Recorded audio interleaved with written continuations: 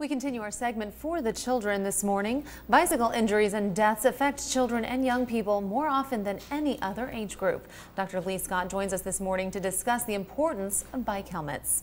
Thank you for coming by, Dr. Scott. Glad to be here. How much of a problem is children not wearing bike helmets? Considerable problem. In the U.S., there are about 600 deaths from bicycle riders in total a year, and about 25% of those deaths are children. And of those deaths in children, over half of those are from head injuries.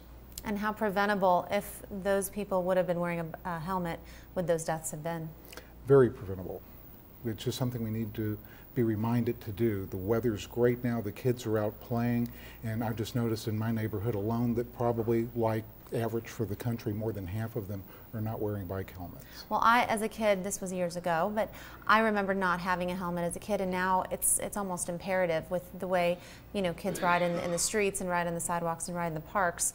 Even just a simple fall could cause a big problem. Now, do you see a lot of head injuries at your practice? Absolutely.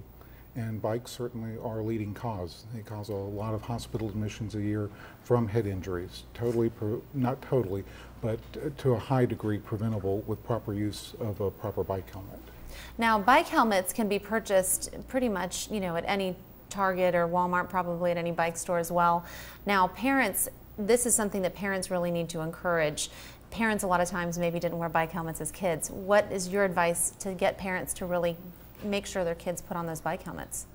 They need to remind them on each and every ride, because even a short ride in the driveway just in front of the house, all it takes is a hard surface, the bike, and gravity, and something bad could happen. Biking is a great exercise. You just want to have the right equipment and do it safely. And when mom and dad are riding, they need to model this behavior for the children. They need to put their bike helmet on with each and every ride also.